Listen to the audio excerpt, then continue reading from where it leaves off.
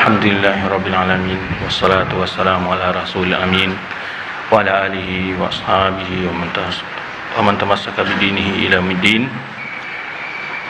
Para ikhwan yang rahmati Allah Subhanahu wa taala, pelajaran kita adalah melanjutkan dari pembahasan bagaimana memahami dalil-dalil tentang nama dan sifat-sifat Allah Subhanahu wa taala. Bahwa Allah Subhanahu wa taala memberitahukan kita tentang hal yang gaib dengan nama yang sama dengan apa yang kita lihat di alam nyata. Ini kaidah yang akan dibahas sekarang, di mana Allah Subhanahu wa taala memberikan informasi tentang hal-hal yang gaib dengan penyebutan yang sama dengan apa yang terdapat dalam alam kenyataan.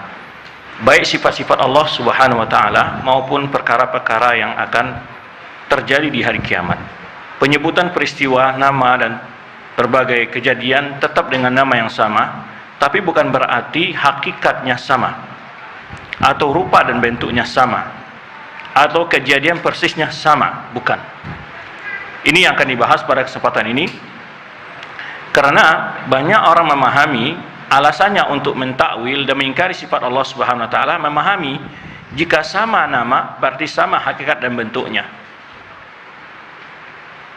Di sini dijelaskan oleh muallif Syekh Islam Ibnu Taimiyah menyebutkan, seandainya Allah Subhanahu wa taala memberitahu kita tentang perkara-perkara yang gaib, baik itu tentang sifat-sifat Allah SWT maupun perkara-perkara kejadian yang akan dialami oleh setiap manusia di hari kiamat, dengan penyebutan yang tidak diketahui maknanya, yang tidak bisa kita mengerti tentang maksudnya secara umum, tentu tidak akan pernah sampai pesan yang ingin diberitahu oleh Allah Subhanahu wa taala. Maka di situ, meskipun sama nama, bukan berarti mengharuskan sama hakikat dan bentuk serta kejadiannya. Ini yang disebutkan, yaitu Allah SWT yukhbiru 'anil ghaib bil ma'na al ma'lum fi syahid wa in kana al haqiqah mukhtalifatun wa in kana al haqiqatu mukhtalifatan. Allah beritahu tentang perkara yang gaib dengan makna yang diketahui pada hal yang nyata di dunia ini, ya, yang disaksikan, sekalipun hakikatnya berbeda. Sekalipun hakikatnya berbeda, ini sudah berkali kita contohkan. Di antaranya Allah Subhanahu wa taala memberitahu tentang berbagai makanan, minuman, nikmat yang ada dalam surga dengan nama yang sama dengan nama kenikmatan buah-buahan, ya, kesenangan yang ada di dunia. Namun hakikat dan kualitas nikmat yang ada di sana tidak sedikit pun menyerupai atau kualitasnya sama seperti nikmat yang ada di dunia ini. Demikian Allah Subhanahu wa taala juga menyebut sifat-sifatnya dengan nama yang sama dengan penyebutan untuk sifat makhluk. Tapi bukan berarti sifat Allah seperti sifat makhluk. Cuman demi sampainya pesan tentang maksud secara umum, maka digunakan nama-nama yang dimengerti oleh makhluk untuk menyebutkan perkara hal-hal yang gaib demi sampainya pesan dari penyampaian tentang berita yang gaib itu. Wal ikhbaru anil ghaib la yufham in lam yu'abbir anhu bil asma'il ma'lumah, ya, ma'aniha fi syahid. Pemberitahuan tentang perkara yang gaib tidak akan mungkin bisa dipahami kalau tidak disampaikan tentang yang gaib itu dengan nama yang bisa diketahui maknanya secara nyata. Tidak akan sampai pesannya.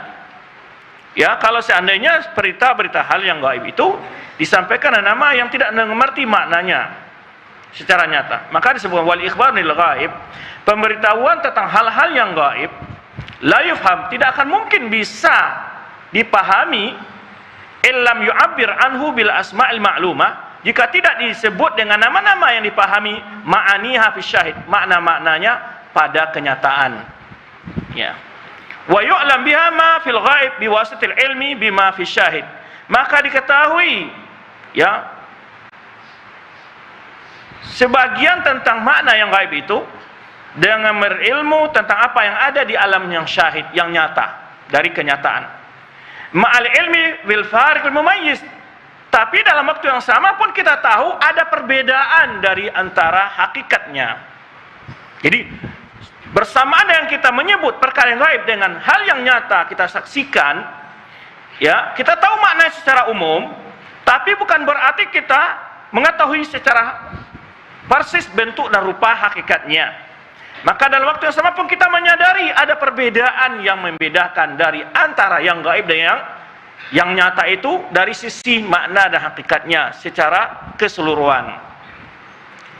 Pamannya, kita paham makna al-basar was-sama, pendengaran, penglihatan, kekuasaan, kekuatan, pengampunan. Itu kita pahami maknanya karena penglihatan bukan pendengaran. Bisa dibedai. Ilmu bukanlah kudrat, kudrat bukanlah ilmu, istiwa bukanlah istaula. Itu dipahami. Tangan bukanlah kaki, kaki bukanlah tangan. Itu dipahami. Wajah bukan tangan, tangan bukan wajah. Itu dipahami maknanya. Itu makna umum yang membedakannya. Ketika disebut tangan Allah, wajah Allah, itu bukan berarti hakikatnya seperti yang ada pada makhluk. Ini makna yang harus kita pahami. Pasti berbeda hakikatnya antara yang zahir, yang nyata dengan yang gaib itu. Pasti. Cuma demi sampainya sebagian pesan dari makna yang gaib itu digunakanlah penyebutannya dengan hal-hal yang nyata, yang disaksikan, yang dimengerti oleh makhluk. Jadi kalau ada orang bertanya, kenapa disebutkan sifat Allah sama dengan penyebutan sifat makhluk? Iya, biar mengerti sebagian dari makna itu, agar bisa dibedakan antara makna al-basar, was-sami', al-qudrat, wal-irada, wal-ilmi, ya, wal-mahabba, dan seterusnya dari sifat-sifat itu. Taib. Itu yang dimaksud makna yang bisa dipahami. Adapun hakikatnya pasti berbeda. Hakikatnya pasti berbeda. Taib. Wa anna ma akhbara bihi minal ghaib a'dhamu mimma yu'lam fi syahid. Bahkan apa yang Allah beritakan tentang perkara yang gaib itu jauh lebih besar perbedaannya dari apa yang kita saksikan di alam nyata. Sangat jauh berbeda. Nah, wa fil ghaib ma la 'ain ra'at, karena yang gaib itu tidak dilihat oleh pandangan mata, wala udhunun sami'at, tidak pernah terbukti dengan pendengaran telinga, ya, tidak terlihat dan tidak terdengar, wala khatara 'ala qalbi basyarin, dan tidak bisa untuk dikhayalkan dengan bagaimanapun kehebatan seorang untuk memikirkan dalam hatinya dengan pikirannya. Ini yang Rasulullah SAW ceritakan tentang nikmat surga dalam hadis Al-Qudsi yang diriwayatkan oleh Imam Bukhari, di mana Rasulullah SAW menyampaikan bahwa Allah Subhanahu Wa Taala berkata, Inni a'dadtu li ibadi, aku telah menyediakan untuk hamba-hambaku as-salihin yang saleh, mala ain ra'at wala udhun sami'at wala khatara ala qalbi basyarin, yaitu nikmat yang tidak pernah terlihat oleh mata dan tidak pernah terdengar oleh telinga dan tidak pernah terlintas dalam pikiran manusia. Nikmat itu tidak pernah terlintas bagaimana besarnya nikmat itu yang Allah sediakan di surganya. Nasallahu al-jannah. Taib. Ini yang dimaksud. Jadi kalau ada orang mengatakan alasannya mentakwil, ada akan terjadi mentasbih Allah dan makhluk, itu sangat konyol sekali. Sangat tidak masuk akal. Bagaimana bisa disamakan sifat Allah dengan sifat makhluk? Hanya gara-gara asaran sama dengan alasan sama nama. Atau mengingkari sifat Allah dengan takut jatuh kepada tasbih karena alasan sama nama dan penyebutannya atau makna umumnya. Itu tidak beralasan sebetulnya. Kenapa? Karena pun manusia bisa membedakan. Walaupun dua orang wanita bersama-sama Fatimah namanya, belum tentu sama cantik. Ya. Biar antum sedikit nggak terlalu serius. Ya. Walaupun sama-sama namanya belum tentu sama. Yang Fatimah ini hafizul Quran, Fatimah ini gair hafizul. Yang Fatimah ini tinggi, yang ini pendek. Yang ini hitam, yang ini manis, hitam manis. Yang ini putih, berbeda. Walaupun sama nama, ya, maka tidak akan mungkin. Dalam kenyataan itu memang tidak ada yang sama hakikatnya, walaupun sama namanya. Itu. Maka di sini mestinya seseorang tadi, karena umumnya alasan daripada orang yang mentakwil sifat Allah itu, argumentasinya satu, ingin takut terjatuh kepada tasbih. Jangan sampai menyerupakan Allah dengan makhluk. Itu pasti. Satu sifat yang tidak, satu perkara yang sudah semua makhluk yang beriman dengan Allah itu pasti yakin pemahaman itu adalah kufur, menyerupakan Allah dengan makhluk. Tapi dalam waktu yang sama, kenapa kita mengingkari? Ketika Allah menyebutkan tentang sifat dan namanya, lalu kita ingkarin, kita takwil. Apakah kita lebih tahu cara membahasakan sifat Allah daripada Allah? Atau kita lebih mengerti tentang Allah ini nggak benar, kenapa dinamakan sifatnya istiwa, harusnya istaulah? Kok kita mengoreksi? Di mana kita tahunya? Kalau seandainya Allah tahu bahwa kalimat istiwa itu akan menyesatkan, tentu Allah tidak akan guna kalimat itu, karena Al-Quran itu furqan, pembeda antara hak dengan yang batil. Bagaimana dituduh Al-Quran itu sebagai ayat-ayat yang membawa penyerupaan Allah dengan makhluk? Tidak akan mungkin itu bagi orang yakin dengan kebenaran Al-Quran. Ya. Maka beliau menjelaskan demikian. Ya. Fa nahnu idza akhbarana Allah bil ghaibi alladhi ikhtassa bihi minal jannati wan nar. Maka kita apabila diberitahu oleh Allah Subhanahu tentang perkara yang gaib, kekhususan-kekhususan yang terdapat dalam surga dan neraka, alimna makna dzalik, kita tahu maknanya, wa fahimna ma uridu minna fahmahu, dan kita tahu maksud yang diinginkan memahami dari kita tentang makna tersebut. Bidzalikal khitab, dari penyampaian dari ayat Al-Quran pun hadis Rasulullah SAW tersebut, dari pembicaraan tersebut. Wa fasarna dzalik, dan kita jelaskan maksudnya, ya. Wa amma nafsul haqiqah, adapun bagaimana hakikat yang sebenarnya al-mukhbar anha, yang diberitahu kita tentang hal yang gaib itu, masalul lati lam takun ba'd, yaitu kenyataan yang belum kita saksikan sama sekali. Wa inna ma takunu yaumal qiyamah, hanya akan terlihat, akan nyata pada hari kiamat. Fadzalika min ta'wil ladzi la ya'lamuhu illallah, itulah dari antara ta'wil yang tidak akan mungkin mengetahuinya kecuali Allah Subhanahu ta'ala. Wa ma ya'lamu ta'wilahu illallah, ini di antara makna tentang hakikat ma ya'ulu ilai amr. Ini masih menafsirkan tentang makna-makna ta'wil dan contoh-contohnya ini. Di antara contoh yang tidak akan diketahui maknanya oleh makhluk di dunia ini, itu perkara-perkara yang gaib itu, kecuali hanya Allah Subhanahu wa ta'ala. Hal yang zuruna ila ta'wilah, tiada yang menunggu kecuali kenyataan yang sebenarnya. Kenyataan sebenarnya itu hanyalah di saat kita memang menyaksikan secara nyata di hari kiamat kelak. Adapun sekarang tidak tahu tentang hakikatnya kecuali hanya Allah Subhanahu wa ta'ala. Walaupun disebutkan di sana adanya telaga, adanya buah-buahan, ada minuman, ada rantai, ada adab, bermacam-macam, kita tidak tahu hakikatnya. Tapi secara umum maknanya tahu, bisa dipahami, pesannya sampai. Begitu. Karena sebagian kenyataan dunia mendekatkan pemahaman itu. Ketika seorang dirantai dengan 70 hasta, ya, kemudian dia punya taring seperti gunung Uhud, bagaimana dan seterusnya, gambaran dari orang ahli neraka, kita paham maknanya. Tapi bagaimana hakikat tubuh mereka di sana, Allahu a'lam. Bagaimana besar tubuhnya, bagaimana kejadian dan bentuknya, rupanya Allahu a'lam. Sebenarnya ketika digambarkan ketika di padang mahsyar, manusia ditenggelamkan oleh keringatnya, ada sebagian sampai bahunya, ada sebagian sampai pinggangnya. Itu bagaimana kok berbeda-beda? Allahu a'lam bagaimana kenyataan di sana. Di dunia juga berbeda-beda tenggelamnya rumah orang. Kan begitu. Ada yang tenggelam 1 meter, ada yang hilang rumahnya, ada segala macam. Tapi kadang-kadang kita ketika mengukur yang kurang iman, kita selalu mencoba mencari celah. Ini bagaimana dan bagaimana. Bagaimananya nanti hanya Allah yang tahu. Kita baru setelah tahunya, setelah kita memang berada pada kenyataan yang sebenarnya kelak di akhir-akhirat. Maka kita yang wajib dalam perkara yang gaib itu apa tugasnya kita? Apa yang kemarin kita sebutkan antara definisi muhkamat dan mutasyabihat. Mutasyabihat di antara ulama adalah yaitu berita-berita yang kita diminta untuk mengimani. Al-muhkamat adalah perkara-perkara yang kita dituntut untuk mengamalkan atau meninggalkan. Baik. Walihada lama su'ila Malik wa ghairuhu minas salaf an qawlihi ta'ala. Demikianlah, ya, karena inilah tak kala Imam Malik dan lainnya daripada ulama salaf ditanya tentang maksud dari firman Allah SWT, Ar-Rahmanu asyistawa, Allah bersemayam di atas arsy, Allah beristiwa di atas arsy. Qalu, ada yang bertanya, al-istiwa'u ma'lum. Ya, ketika ditanya, jawab para ulama apa? Istiwa'u ma'lum, maknanya tahu. Ya, secara umum. Wal kaifu majhul, bagaimana hakikatnya istiwa Allah itu majhul. Bukan makdum, majhul. Itu beda antara makdum. Kalau makdum tidak ada. Nah, setiap sifat itu pasti punya kaifiyah, tapi tidak tahu tentang kaifiyah sifat Allah kecuali Allah sendiri. Wal iman bi wajib, tapi beriman dengan sifat istiwa itu wajib. Kenapa Allah menyebutkan Al-Quran? Kita tuntut beriman dengan makna istiwa, beriman dengan ayat Al-Quran. Waswalu anhu bid'ah, bertanya tentang kaifiyah sifat istiwa Allah, bagaimana istiwanya Allah di atas arsy itu termasuk bid'ah. Kenapa? Ada berapa sisi. Pertama, tidak pernah dipertanyakan oleh para sahabat Rasulullah SAW. Yang kedua, membawa kepada perkara-perkara perselisihan yang timbul bid'ah. Di antara bid'atut ta'wil, wa bid'atut tashbih, wa bid'atut yang lain-lainnya.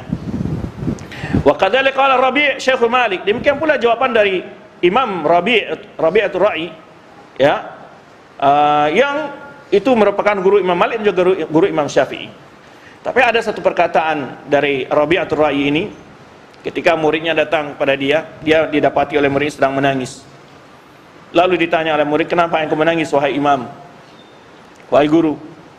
Maka Rabi'atul Ra'i menjawab, inna hauna ya man haqqu bisijni minas suraq wa qad ustuftiya man la imalahu. Kata beliau, sekarang ini banyak para orang-orang yang lebih berhak untuk dijebloskan ke dalam bui, ke dalam tahanan daripada para koruptor. Kenapa? Karena dia menjawab fatwa-fatwa tanpa ilmu.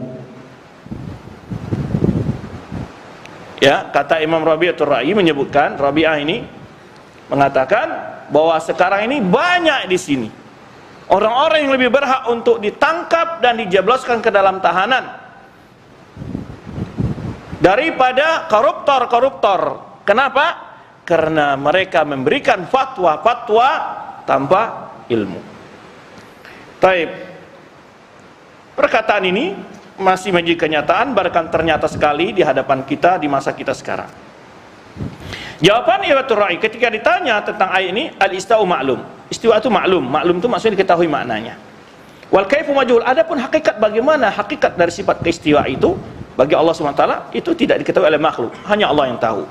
Wa minallahi bayan. Allah yang menjelaskan kepada kita. Wa ala rasul balag, rasulnya menyampaikan kepada kita. Wa alainal iman, kita hanya wajib mengimani. Fabayyana anal istiwa maklum. Di sini dia menjawab penjelasan bahwa istiwa itu maklum, artinya yaitu bukan istaula, bukan pula al-mashi, bukan pula al-julus, dan semacamnya. Istiwa maknanya secara bahasa yaitu memahami maknanya. Tetapi istiwa pada makhluk tidak seperti istiwanya Allah, dan istiwa Allah tidak seperti istiwanya makhluk. Wa ana kaifa tadzalika majhula. Bagaimana hakikat istiwa Allah di atas arsy itu majhul bagi makhluk. Tidak ada yang tahu kecuali hanya Allah sendiri. Wa mithlu hadza yujad katsiran fi kalam salaf wal a'imma. Pernyataan seperti ini banyak sekali dalam ungkap para ulama-ulama salaf dan para ulama-ulama setelah mereka.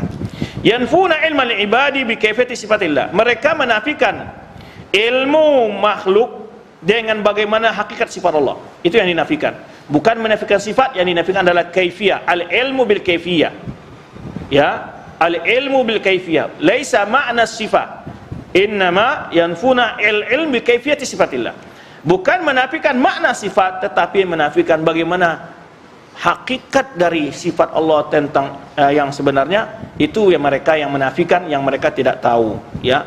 Wa annahu la yu'lamu kaifullahi illallah, bahwa tidak ada yang tahu tentang bagaimana hakikat kaifiyah sifat Allah itu kecuali Allah sendiri. Fala yu'lam ma huwa illa huwa, maka tidak diketahui tentang bagaimana zat Allah, sifat Allah kecuali Allah sendiri. Faqala Nabi sallallahu alaihi wasallam, demikian Nabi sallallahu alaihi wasallam bersabda, la usitana ana alaika anta kama astaina ala nafsik, di mana aku tidak membatasi pujian terhadapmu wahai Rabb, kata Rasulullah SAW, engkau seperti yang engkau puji dirimu. Wa hadha sahih fi sahih Muslim ghairi. Wa qala fi haditsin akhar, dalam ungkapan hadis yang lain Rasulullah SAW bersabda, Allahumma inni as'aluka bi kulli ismin huwa laka. Ya Allah, aku mohon kepadamu segala nama yang milikmu. Ismin huwa laka. Ini faedah dari hadis ini, ada pembahasan al-kalam. Hal ismu huwal musamma atau ghairul musamma. Apakah nama itu orang yang diberi nama atau bukan? Pembahasan sedikit gini, ya. Apakah nama itu orang yang diberi nama atau bukan? Hal huwal musamma atau ghairul musamma. Para ulama kalam berbeda di sini. Ada yang mengatakan huwal musamma, dialah yang diberi nama itu sendiri. Ya, ainul musamma. Yang lain mengatakan ghairul musamma. Yang ainul musamma dikatakan ketika kita panggil Muhammad, Muhammad pasti noleh. Berarti dia adalah musamma, nama tadi. Tetapi ada yang membalas lagi. Kalau kita tulis nama Muhammad di papan tulis, lalu kita tendang, apakah Muhammad marah? Tidak. Berarti ghair musamma. Gimana gabung pendapat itu? Yang benar al-ismu lil musamma, nama itu untuk memanggil yang punya nama. Tidak bisa disebut huwal musamma atau ghairul musamma. Tetapi lil musamma, maka disebutkan ini walillahil asmaul husna. Allah punya nama-nama. Jadi nama itu milik yang punya nama. Tapi bukan dia, bukan zat yang punya nama itu. Tapi nama itu milik yang punya nama. Maka disebutkan bikulli ismin huwalaka. Bikulli ismin huwalaka. Segala nama yang engkau miliki. Jadi nama itu milik yang punya nama. Bukan yang diberi nama itu sendiri dan bukan dia. Nah, itu maksudnya.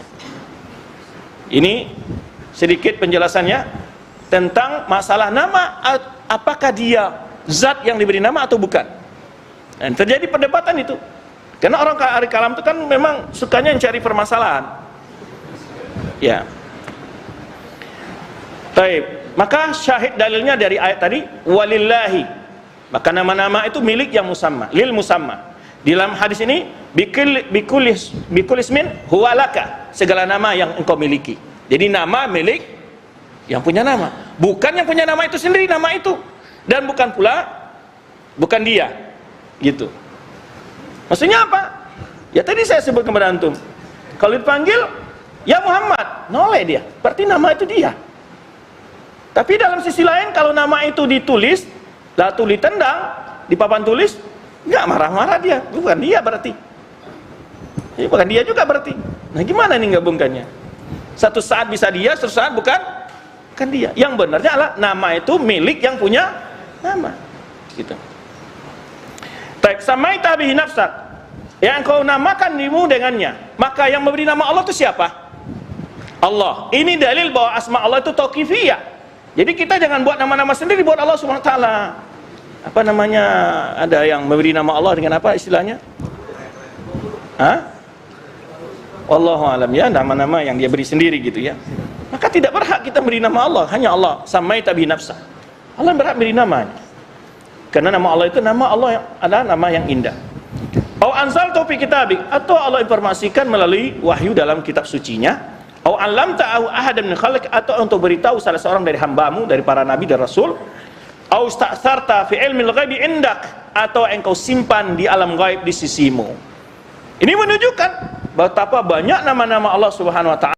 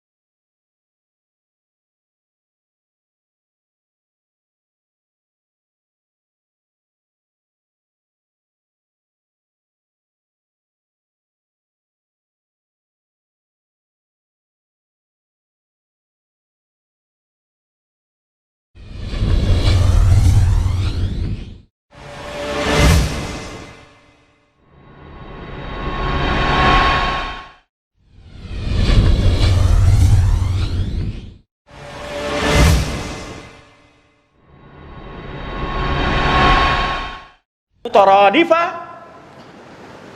wa dilalatuha 'alal ma'ani mutabayinah. Ini kaidahnya. Apa maksudnya itu? Dilalatul asma' 'ala dzatillah mutaradifah wa 'alal ma'ani mutabayinah. Nama-nama tadi kalau ditinjau tujuannya untuk menyeru zat Allah, itu nama itu sinonim. Kita panggil Ar-Rahman, tetap Allah maksudnya. Ar-Rahim, tetap Allah maksudnya. Ghafur, tetap zat Allah yang maksud. Ya, Karim, tetap maksud Allah. Paham? Tapi ma'aniha mutabayinah, tapi maknanya berbeda-beda. Ghafur bukan makna hakim, hakim bukan makna alim, alim bukan makna qadir. Maka oleh sebab itu ketika kita memohon kepada Allah, bertawasul dengan nama Allah sesuai dengan kondisi dan permohonan kita. Jika kita dalam keadaan terzalimi, memohon pertolongan Allah, ya Azizu, ya Qawi, ansurni, tolong saya. Jika kita memohon rahmat dan ampunan kepada Allah, ya Ghafur, ya Rahim. Jika kita mohon rezeki kepada Allah, ya Razzaq, ya Karim, ya Jawad. Berarti makna Allah, makna nama-nama Allah mutabayinah dalam sisi maknanya, mutaradifah dalam sisi dilalatuha 'ala zat. Itu ketika menunjukkan kepada zat Allah Subhanahu wa taala. Kenapa ada kaidah ini? Karena orang Mu'tazilah mengatakan kalau Allah itu punya sifat, nama-nama Allah itu punya makna, kata dia. Kalau begitu Allah itu banyak. Ada Ar-Rahman, ada Ar-Rahim, ada Karim, ada Majid, ada Ghafur. Waduh, 99 berarti ini 99 Tuhan katanya. Itu pahamnya begitu. Maka mereka mengatakan, An-Nasara saja mengatakan hanya 3 Tuhan sudah dikafirkan. Ini 99 jadinya Tuhan ntar. Nah, kalau ada orang menyatakan itu, bagaimana jawabnya? Kalau antum nggak belajar bisa saja antum bingung itu. Iya ya. Ada Ar-Rahman, Ar-Rahim, Karim, Majid, Tawwab, Ghafur. Waduh. Gimana memahaminya? Iya, namanya banyak, itu penunjukan pada zat yang sah. Bukan zat Allah itu berjumlah banyak dengan banyaknya nama. Tapi banyaknya nama berbeda-beda maknanya. Iya. Sifat Allah banyak. Iya. Zat Allah satu. Itulah kaidah tadi disebutkan dilalatul asma' 'ala zat mutaradifah wa dilalatul asma' 'ala ma'ani mutabayinah.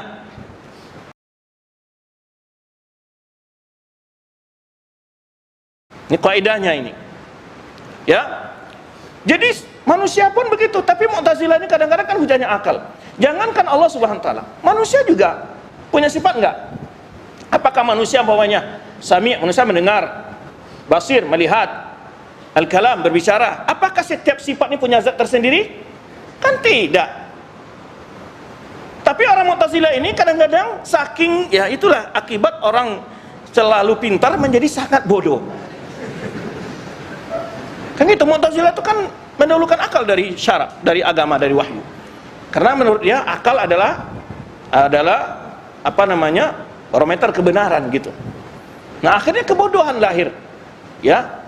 Ketika akal itu tidak dicahai oleh wahyu menjadi bodoh sekali. Maka dia pahami kalau ada Tuhan namanya Rahim, ada Rahman, ada Karim, ada Majid, ada Ghafur, ada Tawwab, Aziz, Alim, Qadir. Waduh, banyak Tuhan katanya. Oleh sebab itu mereka tidak percaya nama Allah itu mempunyai makna. Karena kalau diyakini punya makna, akan banyak Tuhan katanya. Dalam istilah mereka bahasa ta'adadul qudama. Ta'adadul qudama. Tapi dia percaya Allah punya nama, iya. Tapi nama itu nggak ada maknanya. Itu menurut orang Mu'tazilah. Makanya Mu'tazilah menetapkan nama-nama Allah, tapi menafikan maknanya. Gitu. Ya. Taib. Itu sebetulnya tadi dijelaskan bahwa nama ketika menunjukkan zat itu mutaradifah. Mutaradifah artinya apa? Sinonim. Kalau dipanggil Rahman maksudnya juga Allah. Ar-Rahim juga Allah, bukan Tuhan yang lain. Gitu. Tetapi ketika kita memanggil Ar-Rahim, itu maknanya bukan ya Karim, bukan ya Majid, bukan ya Ghafur, maknanya berbeda. Gitu. Paham ya? Baik.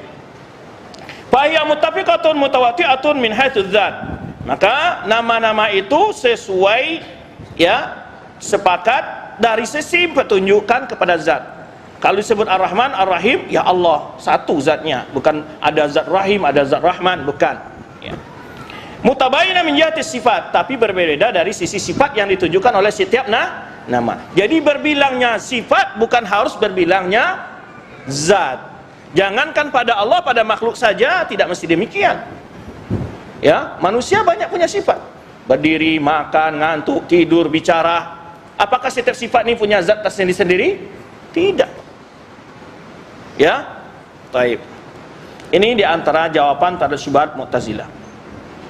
Demikian pula nama Nabi SAW. Nabi SAW mempunyai banyak nama.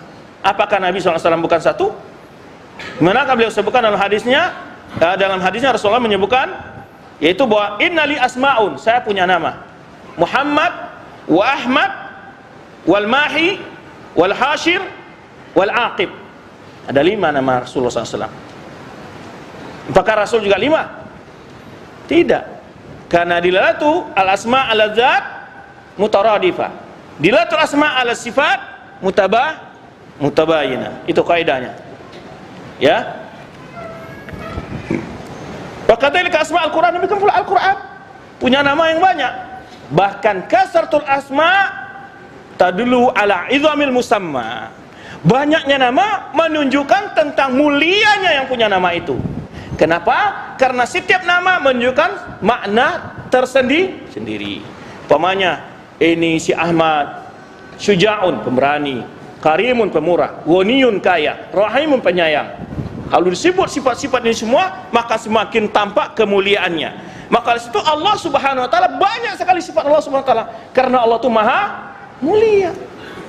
Demikian pula Rasulullah SAW ya memiliki nama-nama atas menunjukkan kemuliaan beliau. Demikian pula Al-Qur'anul Karim, sesuai dengan sifat Al-Qur'anul Karim, memiliki nama-nama, setiap sifat itu menunjukkan keagungan Al-Quran. Mana nama Al-Quran? Seperti nama Al-Quran umpamanya Al-Furqan, pembeda antara hak yang batil, wal huda, petunjuk, wan nur, wat tanzil, wasyifa, wa ghairu dzalik. Banyak sekali nama Al-Quran. Ya. Wa mithlu hadhil asma tanaza'an nas fiha. Nama-nama seperti ini, kata Syekh Islam, manusia ada yang berselisih dalam memahaminya. Apakah dia min qabil mutaradifah li ittihadi dzat atau min qabil mutawawina li ta'addud sifat? Jadi mereka bicara ini, nama-nama ini apakah dia mutaradifah karena ada zat satu? Nama ini mutaradifah secara mutlak atau mutabayyinah? Gitu. Tadi yang kita katakan, nama ini apakah menunjukkan satu zat atau berbeda-beda zat yang ditujukannya? Sebenarnya berbeda-bedanya makna dari nama. Orang Mu'tazilah mengatakan berbeda zatnya. Kenapa berbeda makna? Gitu. Mereka tidak bisa memahami kalau beda makna itu bisa menunjukkan zat yang satu. Ini pemahaman orang Mu'tazilah. Nah, beliau ingin menjelaskan di sini ada manusia berbeda memahami masalah ini. Apakah nama-nama itu mutaradifah secara mutlak atau mutabayyinah secara mutlak? Kalau dikatakan mutabayyinah, tapi maknanya mutaradifah, maknanya berbeda. Mutaradifah artinya sinonim, tapi maknanya berbeda. Bagaimana pula? Jadi timbul kegalauan, kekacauan dalam memahami ini. Maka yang benarnya solusi seperti tadi, dilalatul asma' ala zat mutaradifah, wa dilalatul asma' ala sifat mutabayyinah. Jadi kalau nama-nama yang banyak tadi menunjukkan satu zat, itu sinonim. Apapun disebut namanya, zat yang dipanggil satu. Demikian pula bila sifat itu menunjukkan makna sifatnya, maka berbeda-beda makna sifat tadi. Ya. Walaupun sifat-sifat tersebut terdapat pada zat yang satu.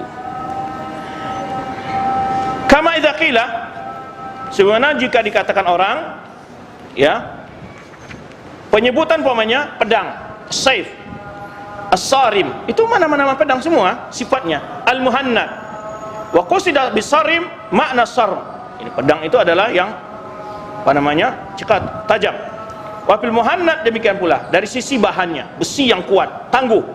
Wa tahqiq, nah kata beliau menyebutkan di sini, yaitu tahqiq itu maksudnya adalah pendapat yang benar bahwa mutaradifah fi dzat. Mutaradifah, nama-nama tadi mutaradifah dari sisi zat, mutabayyinah fi sifat, dari sisi sifat.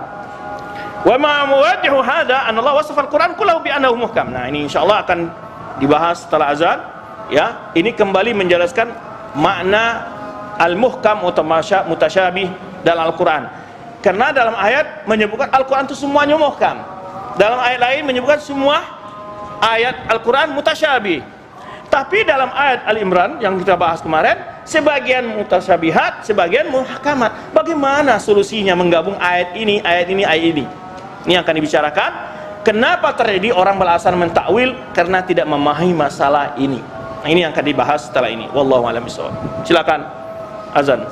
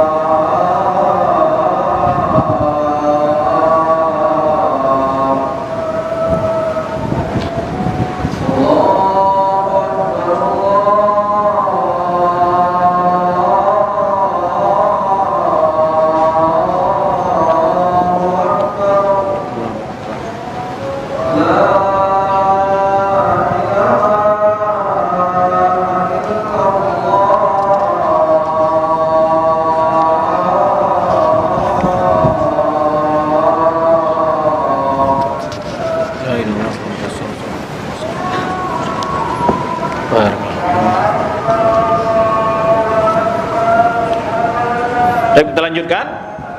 Lalu beliau menjelaskan, mimma yu'adu hadza an Allah wasafa al-Quran kullahu bi annahu muhkam. Ialah menambah penjelasan ini bahwa di mana Allah Subhanahu wa taala mensifatkan Al-Quran seluruhnya muhkam. Muhkam. Apa yang dikatakan muhkam? Itu bermakna isqan. Enggak ada keraguannya. Wa bi annahu mutasyabih. Dan juga dalam ayat lain juga disebut Al-Quran itu mutasyabih secara mutlak. Dalam ayat menyebutkan Al-Quran muhkam secara mutlak. Ayat lain menyebutkan mutasyabih secara mutlak. Lalu apa maksud makna muhkam? apa maksud mana mutasyabih. Ini yang perlu dipahami. Karena tidak bertentang antara keduanya. Nah, lalu dicari apa makna muhkam, apa makna mutasyabih di sini. Nah, ini yang sebetulnya fungsi daripada belajar dan menuntut ilmu. Ya, merinci dan menjelaskan apa maksud daripada hal-hal seperti ini. Banyak sekali contoh dalam masalah-masalah ilmu, masalah ilmiah, yaitu hal-hal yang kita tidak memahami makna umum dan makna yang khusus. Maka beliau menjelaskan. Wa fi mawdin akhar, tapi di tempat yang lain Allah menyebutkan sebagian Al-Qur'an itu muhkam dan sebagainya mutasyabih. Ada tiga hal ini. Ada ayat menyebutkan Al-Qur'an semuanya muhkam. Ada yang menyebutkan semua Al-Qur'an itu isi, ayat lain menyebutkan semua mutasyabih isinya Al-Qur'an itu. Dalam ayat lain Allah menyebutkan sebagian muhkam, sebagian mutasyabih. Bagaimana ini menggabung makna ini?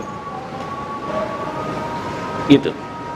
Maka sebab itu ada kaidah oleh Syekh Islam Taimiyah menyebutkan, dan para ulama menyebutkan dari ilmu tafsir, apa yang dinafikan bukanlah yang diisbatkan. Sering saya contoh dengan firman Allah Subhanahu wa taala, "Wa ma ramaita idz ramaita walakinallaha rama." Tidaklah engkau melempar ketika engkau melempar. Ini sudah kontradiksi. Tidaklah engkau melempar ketika engkau, pertama dikatakan tidak melempar, sekarang dikatakan melempar, tetapi Allah yang melempar. Itu kan seakan-akan kalau orang nggak belajar, ini bingung memahami.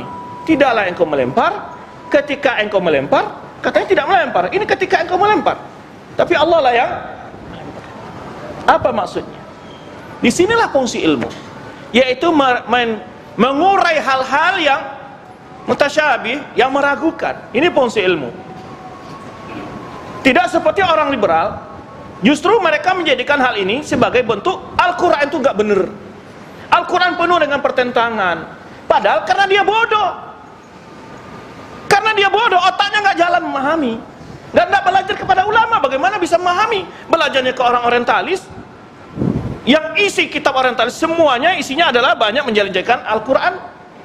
Dan dia belajar kepada orang seperti ini, maka dia tidak akan pernah tahu bagaimana penjelasan yang benar tentang ayat ini. Para ulama tafsir menjelaskan, tidaklah engkau melempar ketika melempar.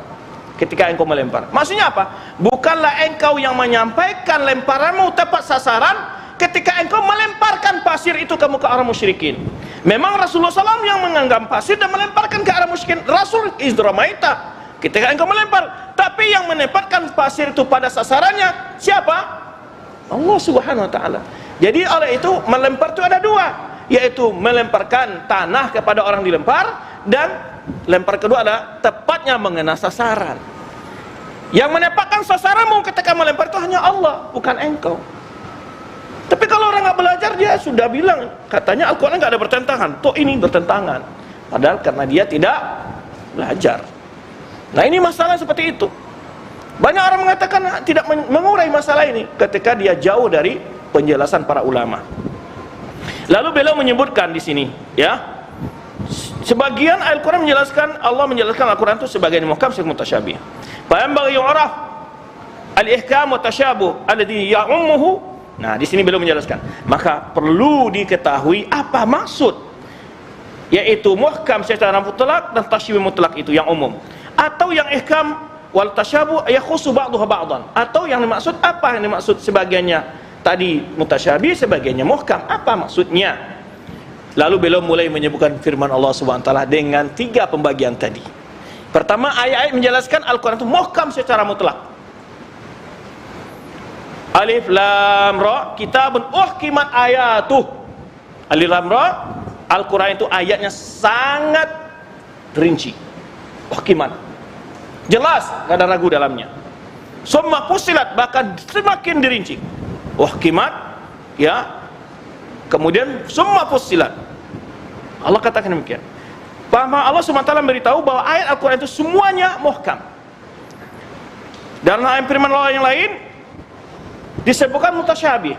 Allahu nazzala ahsanal hadithi kitaban mutasyabihan matani.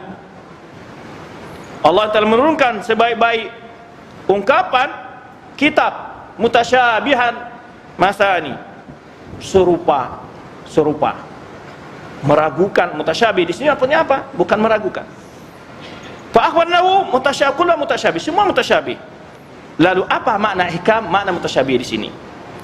Makna al-hukmu wal fasl baina syai'ain, yaitu yang membedakan antara dua perkara. Wal hakim, makna dari hakim adalah yang memberikan keputusan dari orang yang berperkara. Jadi Al-Quran menjelaskan segala perkara-perkara yang diperselisihkan oleh umat manusia dalam akidah, dalam ibadah, dalam muamalah dan akhlak. Secara mutlak diselesaikan semua oleh Al-Quran. Muhkam. Ya. Kemudian wal hikmah faslul bain mutasyabihat. Maksud dari hikmah adalah membedakan, mengurai antara perkara-perkara yang meragukan. Amal ilman wa amalan, baik bentuk ilmu maupun amal-amalan. Idza mujza bainal haqq wal batil, apabila dibedakan antara yang benar dan yang salah, wasidq wal kadhib, yang benar dan bohong, wan nafi' wa dar, ini Al-Qur'an menjelaskan secara mutlak ini, yang membahayakan, yang bermanfaat. Wa dzalika yatadamman fi'lan nafi' wa tark dar, yang semuanya ini mengandung yaitu melakukan yang bermanfaat, meninggalkan yang mudarat. Fa yuqalu hakamas safih, yaitu hakam safih, aku telah melarang orang bodoh ini dari bertindak. Tuh. Wa ahkamtuhu idza akhadtu ala yadayhi, maksudnya apa? Apabila aku melarang dia berbuat sesuatu yang akan merusak. Wa hakamtu mudaba wa ahkamtuha, apabila kita memberi tali kepada binatang tadi dan apa namanya ini? Bahasa Indonesianya apa itu? Kekangan. Ya. Maka supaya apa? Dia tidak liar seperti kuda. Maka maksud dari makna lugawi dalam hukum hikam itu adalah yaitu menahan, tidak serong kiri, tidak serong kanan, tidak terjadi kerusakan. Ya, minal lijam, dari kekangan. Wa ihkamu syai' itqanu, maksudnya ihkam syai' adalah itqanuhu. Apa maksud itqan itu? Sangat apa? Sangat bermutu dan sangat teliti. Semua isi Al-Quran itu isinya itqan. Tidak ada satupun yang bertele-tele, yang membingung, tidak ada dari segi hukumnya. Maksudnya apa? Umpamanya dari satu sisi ini dilarang, sampai-sampai di sana hal yang sama diperintahkan. Nah, ini namanya tidak muhkam, tidak selaras. Tidak selaras antara perintah dan larangan, antara berita. Al-Quran tidak ada demikian. Semuanya muhkam, semuanya mutasyabih. Dari sisi apa? Al-Quran serupa dengan istibah fil i'jaz, semuanya adalah i'jaz, semuanya kuwatul hujjah, kemudian saling mendukung antara ayat dengan ayat lain. Ini yang dimaksud dengan tasyabuh, kompak isinya. Maka ini yang Allah sebutkan, afala tadabbarun al-Quran, walau kana min indi ghairillahi lawajadu fi ikhtilafan katsira. Seandainya Al-Quran datang bukan dari sisi Allah, tentu akan ditemukan di dalamnya banyaknya kontradiksi. Tidak ada satupun. Ini yang dimana muhkam, tidak ada yang kontradiksi dalam Al-Quran itu. Dan maksud mutasyabih apa? Yaitu saling mendukung antara ayat menjelaskan yang lain. Itu mutasyabih. Juga dari sisi i'jaz, dari sisi kekuatan hujahnya. Itu yang dimaksud tasyabih al-am. Semua Al-Quran itu saling mendukung, saling menjelaskan. Nah, maka beliau menjelaskan sini, fa ihkamul kalam itqanuhu wa tamyiz sidqi minal kadhib. Kalau di sisi ungkapan, maka Al-Quran itu sangat jelas dalam membedakan mana yang benar, mana yang salah, yang bohong dan yang dusta. Dalam berita umpamanya, tidak ada berita Al-Quran yang saling kontradiksi. Di sana disebutkan terjadi begini, di sana sisi lain disebutkan tidak terjadi. Wa tamyiz rusydi min laghi wal fil awamir. Kemudian membedakan antara petunjuk dari kezaliman dalam perintah-perintah. Dalam berita tidak ada yang kontradiksi. Dalam perintah pun tidak ada, karena Al-Quran itu isinya dua, sebenarnya al-khabar wal insya. Khabar tidak ada yang saling menafikan, saling bentrok, beritanya nggak ada. Demikian pula perintah-perintah tidak pernah ada yang saling kontradiksi. Umpamanya, jika tidak ada pernah salah dalam waktu zuhur juga disuruh salat asar, nggak ada. Nggak ada. Quran itu yang sifatnya tumpang tindih, nggak ada. Merepotkan penganutnya, tidak ada. Berbeda dengan hukuman buatan manusia. Hukum buatan manusia tumpang tindih dan saling tabrakan banyak sekali. Kalau antum buka undang-undang dasar, undang-undang buatan manusia sekarang, tumpang tindih dan tabrakan.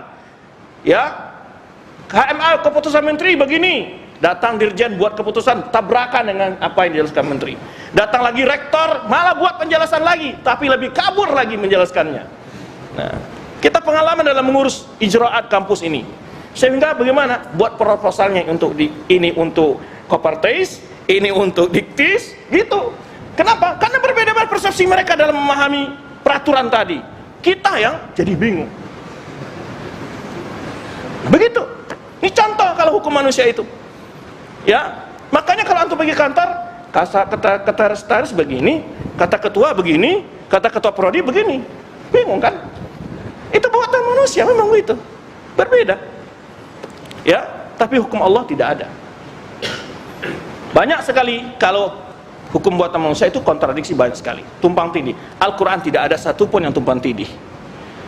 Ya, tidak pernah dalam waktu yang sama disuruh, dalam waktu sama juga dilarang. Nggak ada itu. Nggak ada dalam Al-Quran. Nah, ini dia maksud dengan muhkam wa tasyabuh. Kuwatul hujjah, Al-Quran itu hampir semuanya hampir sama kekuatan hujahnya. Tasyabuh. Nah, wal Quran kulluhu muhkam bimana al-isqan. Al-Quran semuanya itu dikatakan muhkam bimana isqan. Apa makna isqan tadi? Itu apa? Tidak terdapat di dalamnya apa?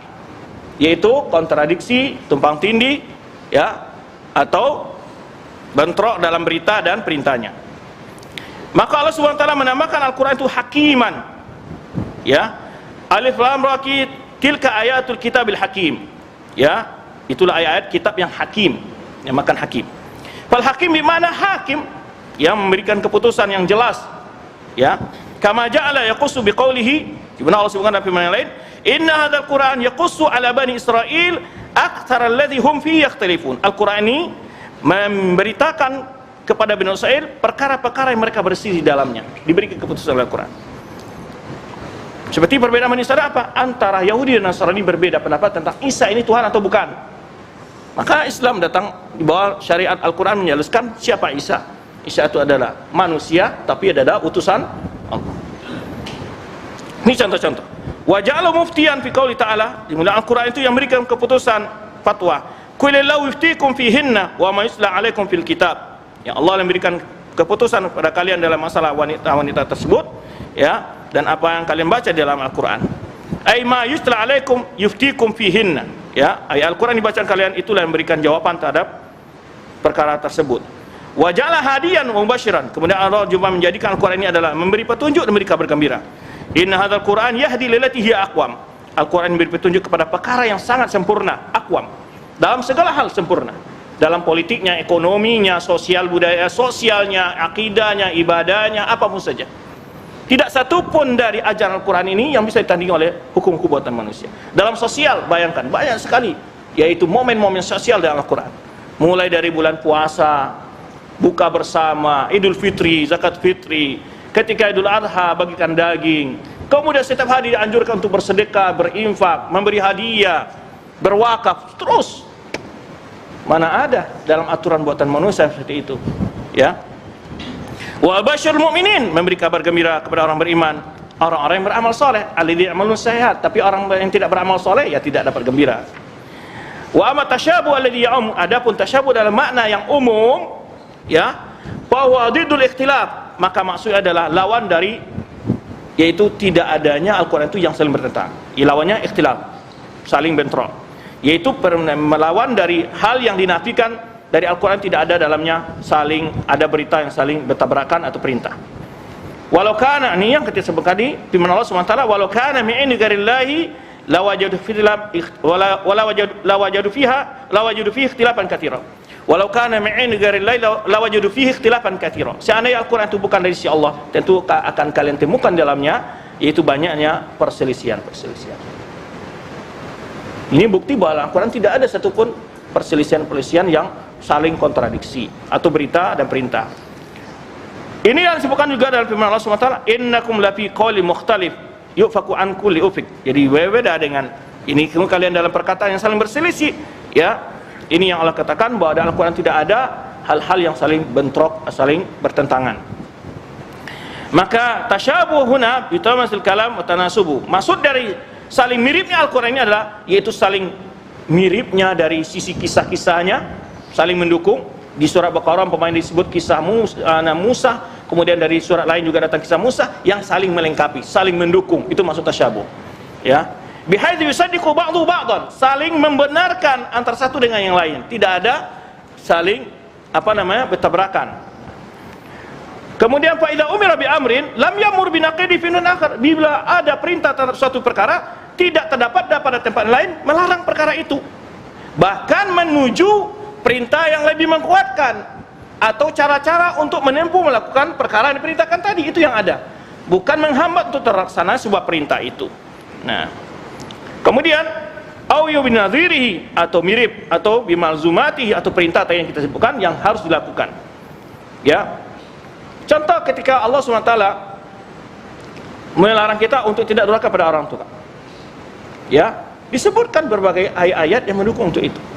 Wabil walidaini ihsana wa taqul lahumā uff. Ini saling mendukung. Ya.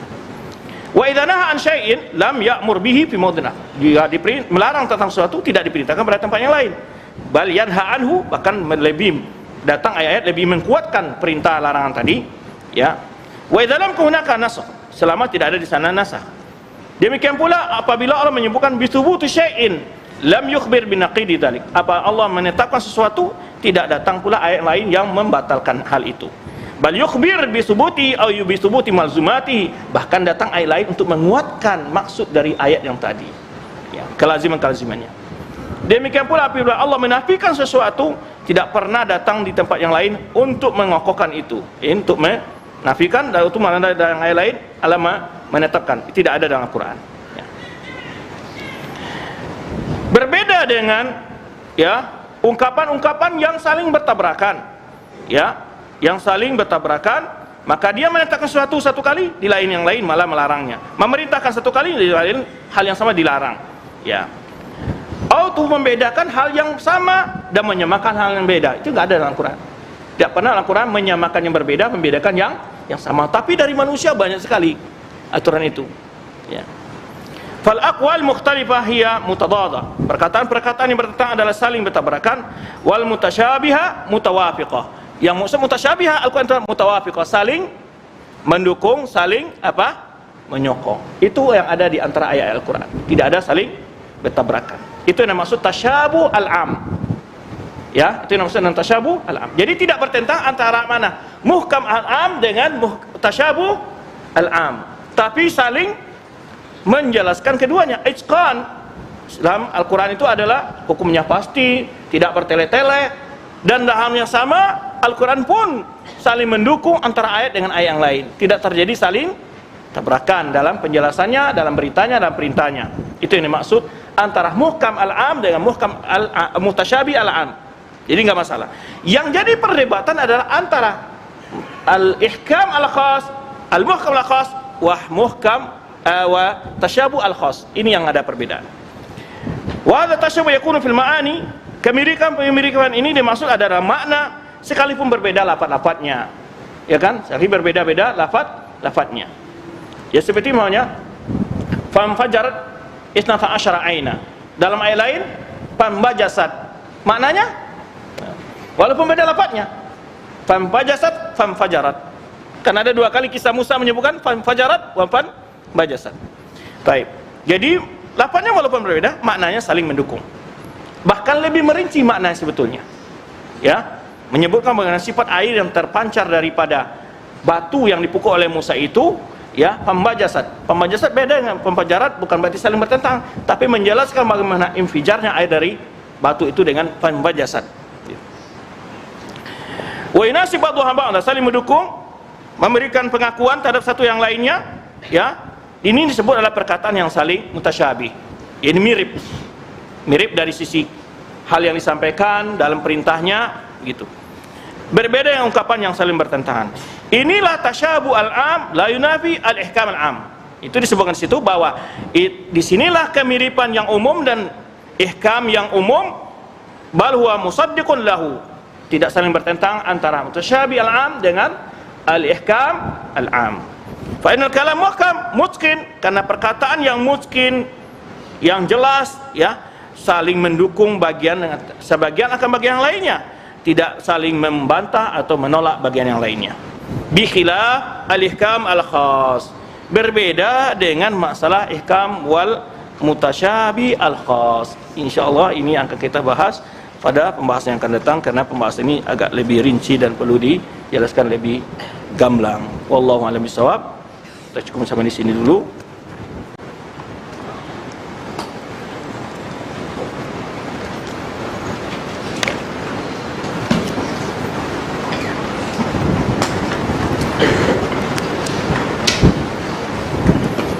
Pertanyaan banyak sekali, maka nggak bisa kita jawab kayaknya. Tinggal 1 menit. Nah.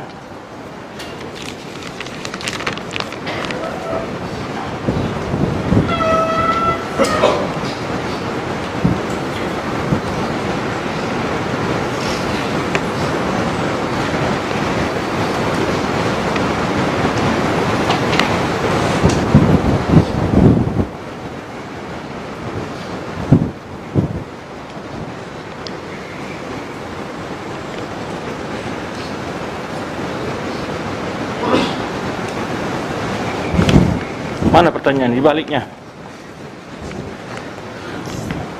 Ustaz, kenapa sih ada perpecahan dan permusuhan di antara sesama muslim? Ya, karena itu hukum kauniyah, irada kauniyah.